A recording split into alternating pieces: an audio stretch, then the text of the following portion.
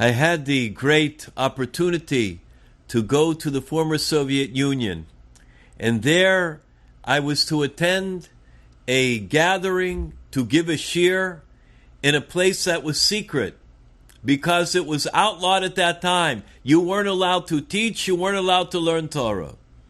And I went. It was a place in a basement, and I went to one corner, I met one person, he took me to the next corner. Not even the people that were taking me knew where the final destination was.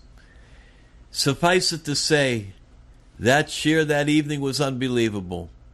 The individual that was in charge of the shiur knew that I had to be back in my hotel on time because they would watch you and they would write down everything and the police could question you.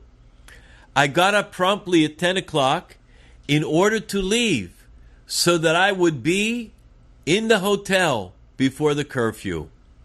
The man stood by the door before I got to the door and he said to me, Od 5 dakot? Could you do 5 more minutes? Od 5 dakot? I thought to myself, these Yidden are Moser Nefesh. They're self-sacrificing. What am I going to tell them? No?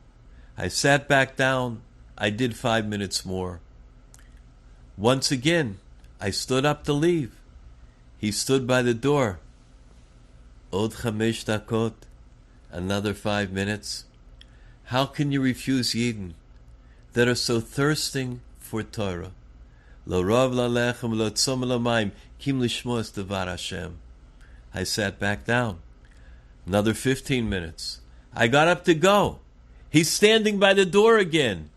He said, I won't ask you to stay anymore, but I would like to make a Sudas Preda for you. I'd like to make a farewell meal in my little apartment, if you could please come tomorrow.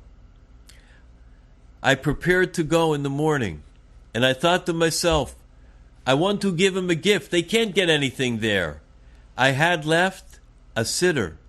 I thought to myself, siddur, that would be very good for him. He could have a siddur, I'm sure he'll want it. I also had a becher, a kiddush cup.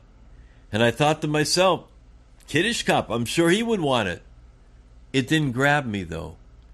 Then I pulled out a challah cover, white terylin, with blue threads on the front, a Magen Dovid, a star, with the words, Shabbos Shalom, Shabbat Shalom.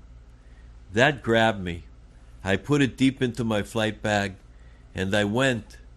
If I could have 2 hours, I would explain to you what type of a Suda it was. This Suda was not from this world. It was something incredible. I'll never forget it. In the middle, this person went out into the kitchen, the little small kitchen, to do something. I forget what it was. And I said to him, Sasha, I have a matana. I have a present. It's for you. He looked at me. What? You never know if you're doing the right thing. I tried again. I said, Sasha, and I showed him the bag. I have a matana. It's for you. He looked at me with a strained look. Finally, I took a chance. I pushed the bag into his hand, and I said, Sasha, it's a matana for you.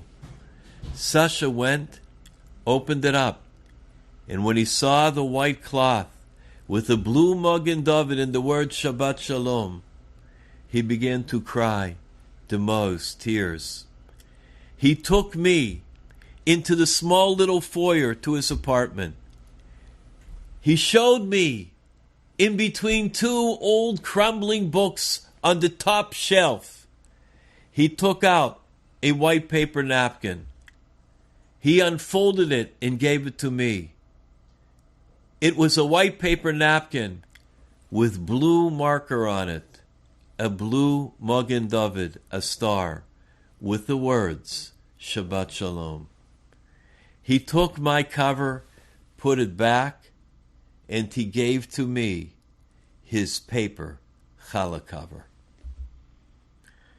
When I walked out of that tiny apartment on that afternoon, I thought to myself, not only did the Borei Olam, not only did Hashem give to him the one gift that he probably needed the most, using that white paper napkin every week for his challah cover, but even the design in the color scheme was dictated by Hashgacha Protius, divine providence.